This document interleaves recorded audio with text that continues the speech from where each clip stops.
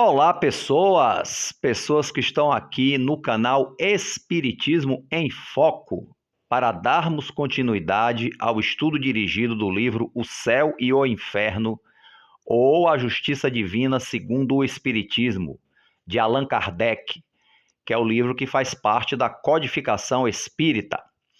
Então, nós chegamos ao capítulo 9. Opa, deixa eu ajeitar aqui. Ao capítulo 9, Os Demônios, né? Analisando aí essa questão dos demônios, né? Seres criados por Deus, segundo a crença, né? Para serem perpetuamente dedicados ao mal, né? Nós já estamos vendo, né, a improcedência quando a gente conhece a lei, a justiça de Deus, né? E, e chegamos então aqui até o item 12 com a questão dos anjos decaídos, né? Que os demônios, eles eram anjos, né? Eram anjos de Deus, e aí fizeram a rebelião, se revoltaram contra Deus. Imagine, né? Na cidade celeste, né? Liderados, né? Segundo relatos por Lúcifer. E aí essa revolta contra Deus, eles foram expulsos do paraíso, foram atirados a um abismo e foram condenados perpetuamente às trevas, se tornando demônios adversários de Deus, sob a chefia do diabo, que seria Lúcifer, né? Isso aí falando, gente, da crença vulgar, da crença comum, né? Existe várias, né, teorias teológicas dessas questões, mas Kardec aqui está pegando o básico, né? Que é para a gente entender realmente essa de onde vem e como a gente dilui essa questão dos demônios, né? E, e aí no item 12, só para dar um retorno aqui, ele cita Ezequiel, que diz que Deus não quer a morte do pecador, mas sua salvação. Ora, essa frase diluiria totalmente essa questão da condenação eterna, tanto das pessoas que vão para o inferno depois da morte do corpo, como para os demônios, que seriam esses anjos decaídos, que estariam eternamente voltados ao mal e a serem adversários de Deus, né? Chefiados pelo demônio maior, pelo diabo, ou Satanás, ou Satã, ou Lúcifer, seja lá o nome que dão, né? Então aí, dentro dessa e tipo assim, arrastarem, né, como diz aqui, como termina aqui o parágrafo, né, predestinado a se tornarem demônios para arrastar os homens ao mal, quer dizer, nos induzirem a fazer o mal para se apossarem das nossas almas, que eles se alimentarem das nossas almas perpetuamente lá no inferno, né, e a gente sofrendo, né, e por aí vai, né. Então vamos ao item 13. Vejamos agora qual é a sua sorte e o que fazem. Item 13, abre aspas. Mal sua revolta se manifestou na linguagem dos espíritos, quer dizer, no impulso de seus pensamentos, foram banidos irrevogavelmente da cidade celeste e precipitados no abismo. Por estas palavras, entendemos que foram relegados a um lugar de suplício, onde sofresse a pena do fogo, conforme esse texto do Evangelho que saiu da própria boca do Salvador, né? Salvador aí se referindo a Jesus. Ide, malditos, ao fogo eterno que foi preparado para os demônios e seus anjos. São Pedro diz expressamente que Deus os entregou às cadeias e torturas do inferno, torturas do inferno, mas nem todos aí ficaram perpetuamente. Não será então no fim do mundo que serão presos para sempre como com os condenados. Presentemente, Deus permite que ocupe ainda um lugar na criação a qual pertencem, na ordem das coisas às quais se prendem sua existência, a qual, nas relações, enfim, que deviam ter com os homens e das quais fizeram o mais pernicioso abuso. Nossa, enquanto que uns estão em sua morada tenebrosa, eu gosto dessa palavra tenebrosa, e aí servem de instrumento para a justiça divina, contra as almas infortunadas que seduziram, olha só, seduziram e induziram ao pecado, ao mal, né? Uma infinidade de outros, formando legiões invisíveis, sob a condução de seus chefes, residem nas camadas inferiores da nossa atmosfera e percorrem todas as partes do globo. Estão enredados com tudo que passa aqui embaixo, onde o mais frequentemente tomam parte muito ativa, né? Participam de tudo, né? No que concerne às palavras do Cristo sobre o suplício do fogo eterno, essa questão está tratada no capítulo 4, o inferno, que nós já examinamos, né? Vimos o inferno pagão e o inferno cristão, né? Então é isso. São essas que os demônios estão, né, embaixo da terra, ou então também vêm para ficar entre nós para nos tentarem, né, nos levarem ao suplício eterno, vamos dizer assim. Item 14. Segundo essa doutrina, quer dizer, que foi dissertada no 13, né, no anterior, só uma parte dos demônios está no inferno. Isso nós entendemos com a leitura. Só uma parte, né, nas regiões tenebrosas. A outra erra em liberdade, quer dizer, fica por aí, né? A outra erra em liberdade, se enredando com tudo que se passa neste mundo, dando-se ao prazer de fazer o mal, e isso até o fim do mundo, cuja época indeterminada não ocorreria tão cedo. Por que, pois, essa diferença? Porque uma parte no inferno e outra aqui entre nós, nos tentando, literalmente nos infernizando, né? Por que essa diferença? São menos culpados? Quer dizer, esses são menos culpados do que aqueles que estão lá nas regiões tenebrosas? Não, seguramente. A menos que daí não saiam cada um por vez, o que parece resultado dessa passagem. Enquanto uns estão na sua morada tenebrosa, e aí servem de instrumento à justiça divina, contra as almas desafortunadas que seduziram. Ou seja, se eles seduziram, é porque já estiveram entre nós, para depois que a gente foi para lá, eles nos atormentarem, né? Então fica meio sem lógica o texto. Veja que é uma teoria que perde a lógica no próprio texto, né? Suas funções consistem em atormentar as almas que seduziram. Assim, não estão encarregados de punir as que são culpadas por faltas livres e voluntariamente cometidas, mas das que provocaram, né? Ou seja, eles só vão torturar aquelas pessoas que fizeram as coisas que eles provocaram, não pelo que elas fizeram livremente, pelo seu livre-arbítrio. São, ao mesmo tempo, a causa da falta e o instrumento de castigo. Quer dizer, ele é a causa dos nossos erros, esses demônios são a causa dos nossos erros, e ao mesmo tempo o instrumento de nosso castigo. Olha só.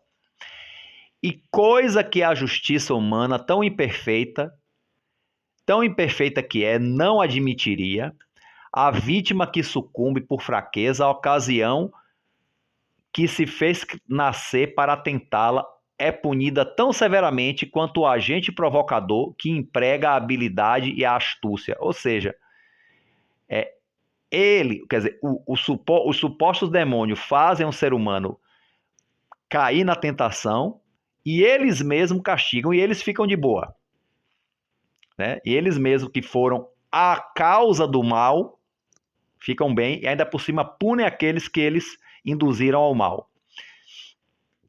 Quer dizer, nem a nossa justiça humana levaria isso em consideração, né? Que é imperfeita, né? Então,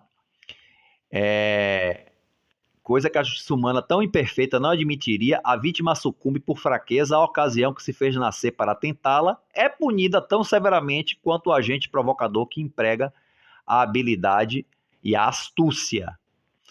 Mas, mesmo mais severamente, porque vai ao inferno, deixando a terra, para dele não sair jamais, e ali sofrer sem trégua e misericórdia durante a eternidade, ao passo que aquele que foi a causa primeira da sua falta goza de moratória e de liberdade até o fim do mundo. Que foi o que eu acabei de dizer. A justiça de Deus não é, pois, mais perfeita que a dos homens, se a gente for levar essa teoria em consideração como verdade. Então, a justiça de Deus seria mais imperfeita do que a dos homens, né? Que dizer que aquele que nos alicia a cometer o mal, e nós cometemos o mal, nós pagamos o preço e ele, o aliciador, não, né? A causa, vamos dizer assim, né? Item 15. Isso não é tudo. Abre aspas. Deus permite que eles ocupem ainda um lugar nessa criação, nas relações que deve ter com os homens e das quais fazem os mais perniciosos abusos. Fecha aspas. Deus poderia ignorar o abuso que fazem da liberdade que lhe concede? Deus, a perfeição? É, pois, com conhecimento de causa que entrega suas criaturas à sua mercê, sabendo em virtude de toda a sua presciência que elas sucumbirão e terão a sorte dos demônios. Olha só. Não tinham bastante de sua própria fraqueza, sem permitir que fossem excitadas ao mal por um inimigo tanto mais perigoso quando é invisível? Ainda se o castigo não fosse senão temporário e se o culpado pudesse se redimir pela reparação, mas não, é condenado pela eternidade, sem arrependimento, sem retorno ao bem, seus remorsos são supérfluos, quer dizer, não serve nada o remorso, o arrependimento. Os demônios são, assim, os agentes provocadores predestinados a recrutar almas para o inferno, e isso com a permissão de Deus, que sabia, criando essas almas, a sorte que lhe estava reservada. Porque até na teoria dos anjos decaídos, se Deus é onisciente, sabe de tudo, saberia que esses anjos decairiam e se tornariam demônios.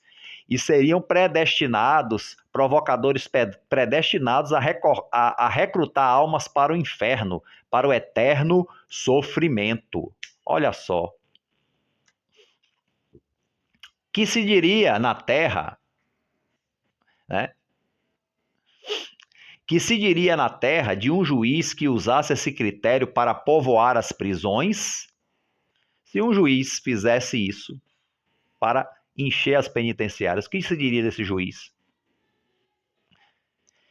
E diante dessa teoria, se diria o que de Deus?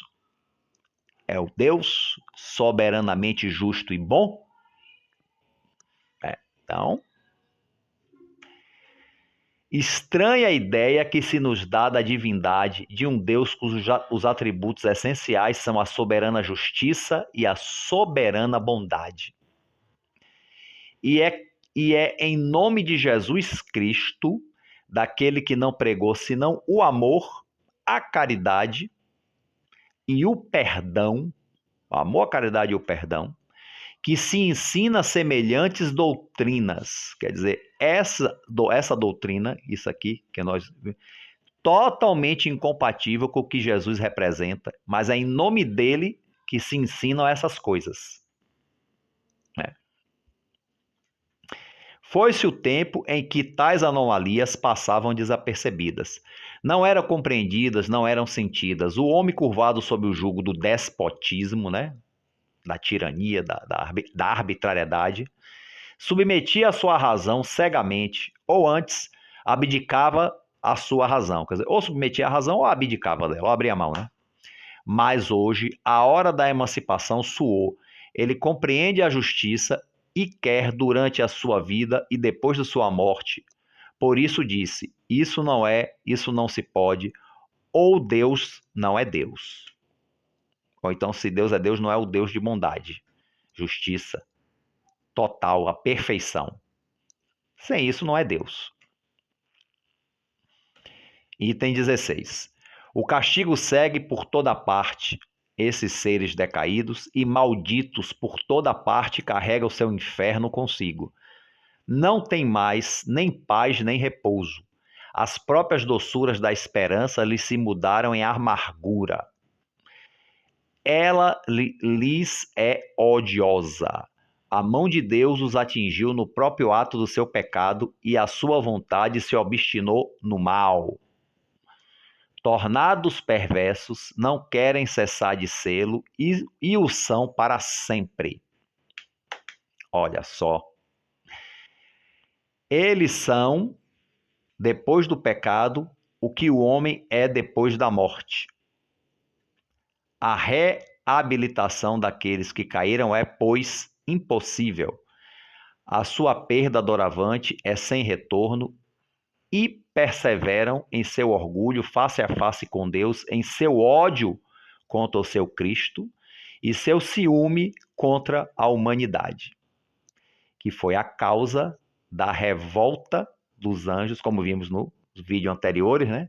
Nesse capítulo, a causa da revolta dos anjos contra Deus. Ciúmes da humanidade, porque Deus amava também a humanidade. Agora ama a humanidade e cria seres, né? Sabendo, né? Ou permite que seres totalmente voltados ao mal influencie e arraste almas humanas para o mal. Né? Esse Deus que ama a humanidade, da qual eles têm ciúmes, por isso fizeram a revolta. Né? Não podendo se apropriarem da glória do céu, pelo impulso de sua ambição, esforçam-se por estabelecerem seu império sobre a terra e dela banirem o reino de Deus. Então, o objetivo deles é banir o reino de Deus, que Jesus veio estabelecer. O Verbo feito carne cumpriu, apesar deles, os seus desígnios para a salvação e a glória da humanidade. Todos os seus meios de ação são consagrados para arrebatar-lhes as almas que resgatou. A habilidade e a impunidade, a mentira e a sedução empregam tudo para levá-los ao mal e consumar a sua ruína. Com tais inimigos, a vida do homem, desde o berço até o túmulo, não pode ser senão a luta perpétua, porque eles são poderosos e infatigáveis, né? Eles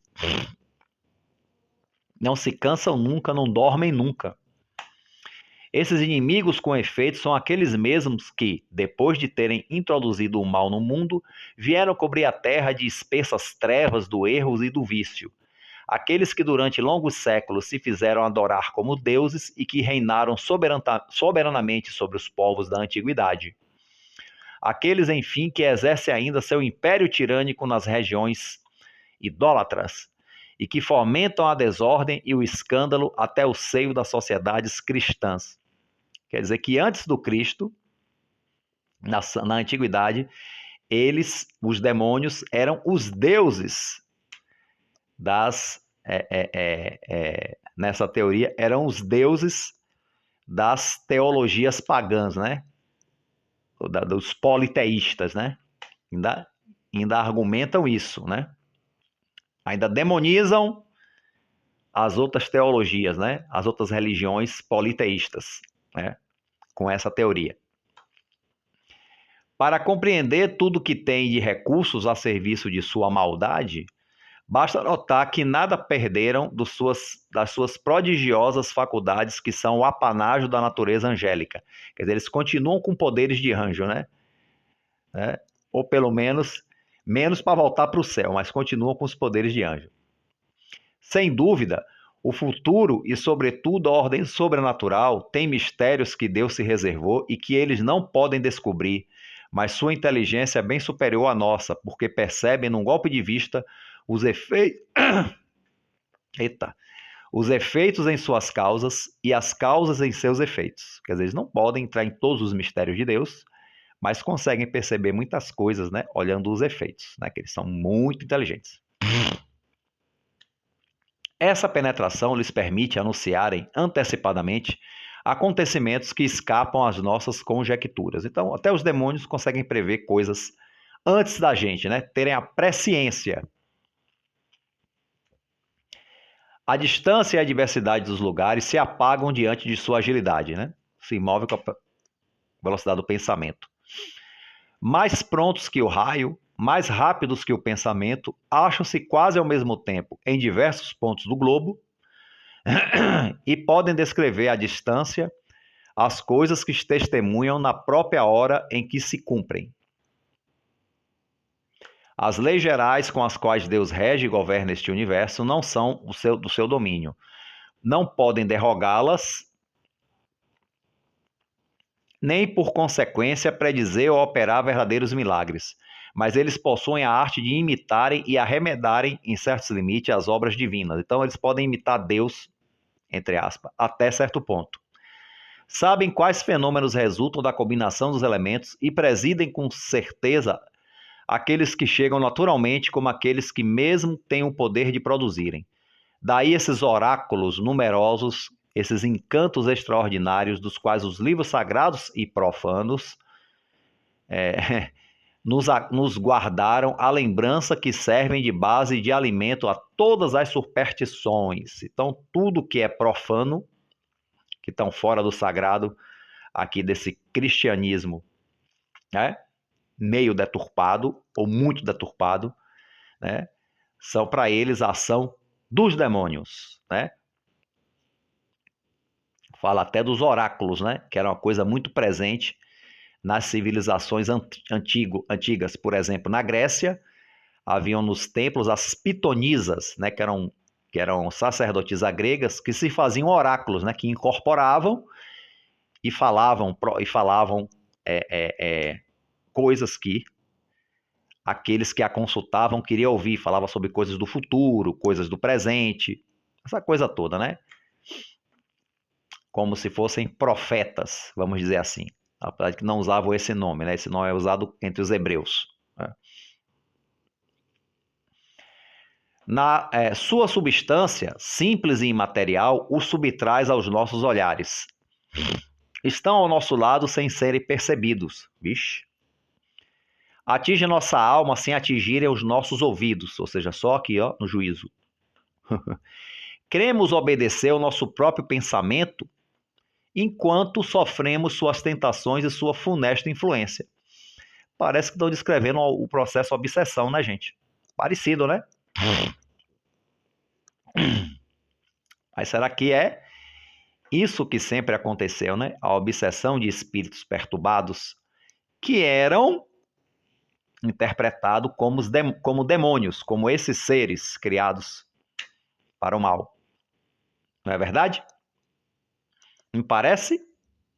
É idêntico ao processo. Acabou de se escrever aqui o processo obsessivo por sugestão, né? Nossas disposições, ao contrário, lhes são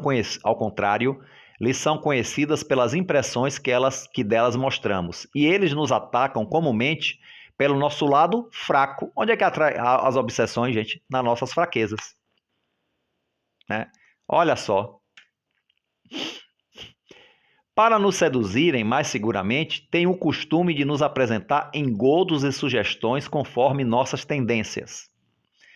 Modificam a sua ação segundo as circunstâncias e segundo os traços característicos de cada temperamento. Mas suas armas favoritas são a mentira e a hipocrisia. Então, na verdade, essa crença nos demônios antigos já tinham germens da realidade, né? Não eram demônios, né? Mas sim espíritos voltados ao mal, ignorantes, revoltados, como eu, como você, né? E que exerciam processos obsessivos, né? A gente vê claramente por esse último parágrafo aqui. Você vê que os anteriores têm as teorias mirabolantes, mas esse último parágrafo descreve algo que realmente acontece, mas não são os demônios, né? São aqueles que se fazem, como eu posso me fazer um demônio na vida de alguém, né? Sendo um espírito obsessor, perseguidor, né? Então, a partir daqui a gente já observa isso, né? Ok, então vamos ao item 17. O castigo, disse, segue-os por toda parte. Eles não têm mais nem paz nem repouso. Quer dizer, o castigo persegue eles por toda parte. Paz e repouso, né? Isso não destrói em nada a observação feita sobre o pequeno descanso que gozam aqueles que estão no inferno. Descanso tanto menos justificado quanto estando fora. Fazem mais mal. Sem nenhuma dúvida, não são felizes como os bons anjos. Mas conta-se por nada a liberdade que gozam. E liberdade eles têm, né, dentro dessa teoria. Se eles não têm a felicidade moral que a virtude proporciona, incontestavelmente são menos felizes que seus cúmplices, que estão nas chamas. São menos infelizes, perdão. Acho que é isso mesmo. Se eles têm a felicidade moral, se eles não têm a felicidade moral que a virtude proporciona, né? Eles não têm como os anjos têm, né? A felicidade moral. Incontestavelmente são menos infelizes que os seus cúmplices que estão nas chamas. Então, aqueles que estão condenados, ardendo nas chamas, né? Eles são menos infelizes, porque eles não estão lá. Eles levam as almas para as chamas, mas eles não queimam, né? E de resto, para o mal, não há uma espécie de gozo em fazer o mal com toda a liberdade. De resto, para o mal, há uma espécie de gozo de fazer o mal com toda a liberdade. Então, o mal, a pessoa que é má, ele sente prazer em fazer o mal. É isso que está dizendo. Então, há uma felicidade nesses demônios, né? Porque eles têm um prazer de fazer o mal, porque eles são maus, né? Uma espécie de gozo em fazer o mal com toda a liberdade. Perguntai a um criminoso se lhe é igual estar na prisão ou correr pelos campos e cometer seus delitos à vontade. A posição é exatamente a mesma, né? O remorso, disse, persegue-o sem trégua nem misericórdia, mas esquece-se que o remorso é precursor imediato do arrependimento, se já não é o próprio arrependimento.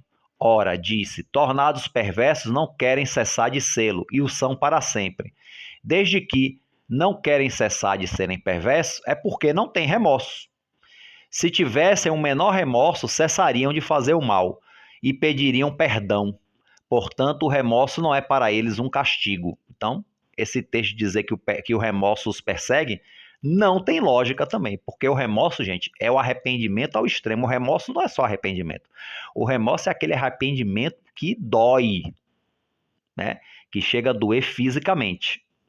É o arrependimento elevado à quinta potência, né? Então, se os demônios são isso que eles descrevem aqui, não tem sentido eles sentirem remorso, né? Mais uma impropriedade nessa teoria. Item 18. São, depois do pecado, o que o homem é depois da morte. A reabilitação daqueles que tombaram é, pois, impossível. De onde vem essa impossibilidade? Não se compreende que seja a consequência de sua semelhança com o homem depois da morte, proposição que, de resto, não é muito clara. Aliás, nada é muito claro. Kardec está facilitando para ficar mais claro. Mas você vê que é uma teoria que, em muitos pontos, nós que estamos habituados à lógica que o Espiritismo traz, a gente não consegue realmente concatenar. Mas vamos lá. Essa impossibilidade vem de sua própria vontade ou vem de Deus? Então, essa impossibilidade, né, de se reabilitarem vem deles mesmo ou de Deus?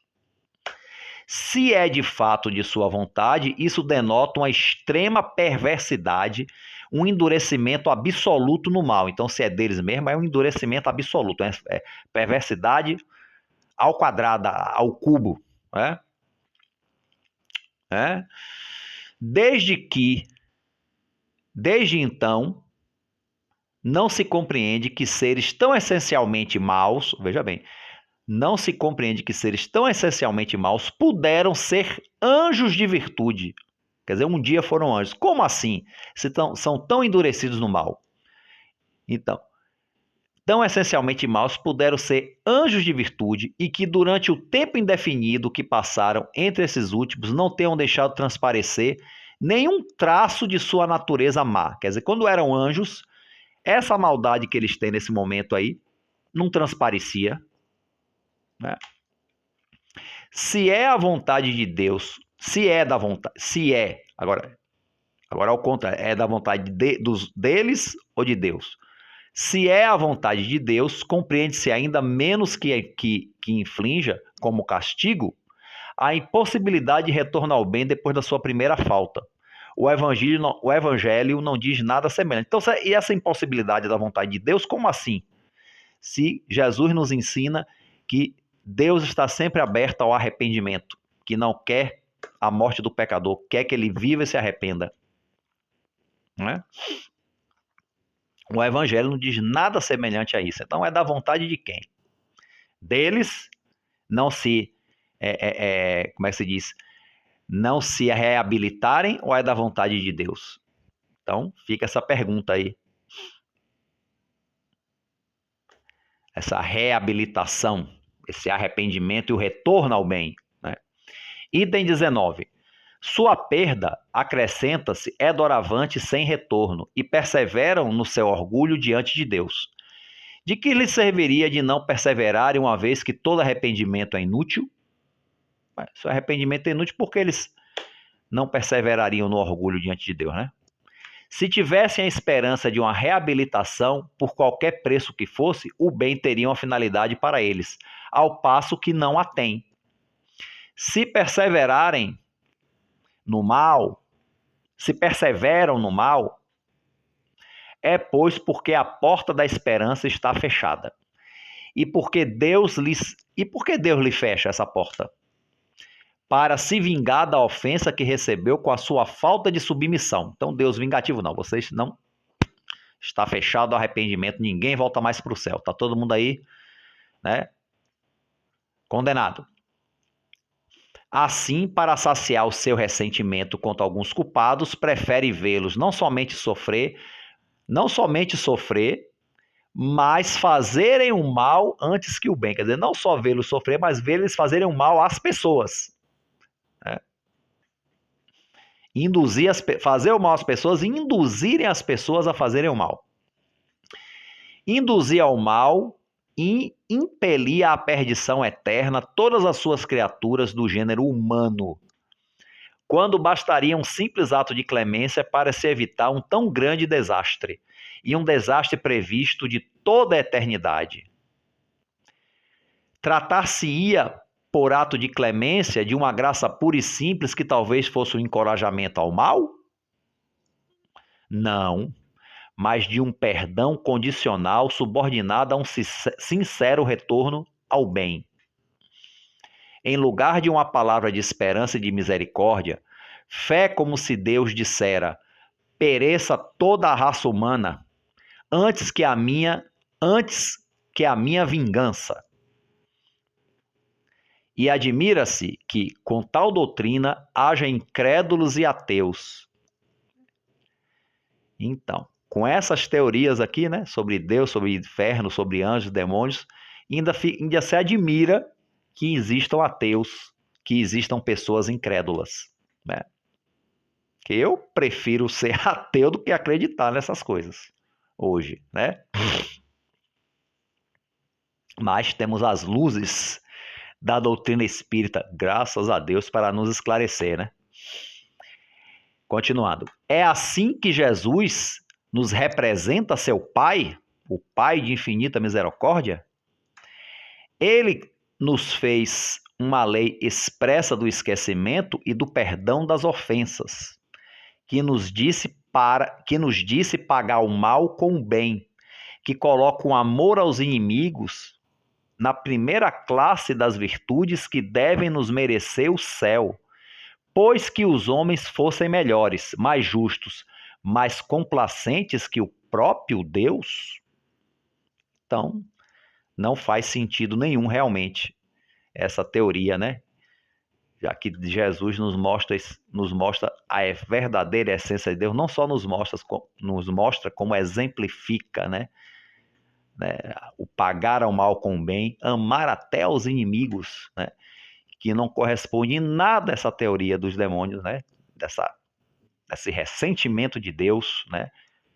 E toda essa questão da vingança, colocando até a humanidade em perdição, né? Então é isso aí, gente. Mas se acreditou por isso por muito tempo e hoje ainda, infelizmente, tem gente que acredita. Muita gente, né?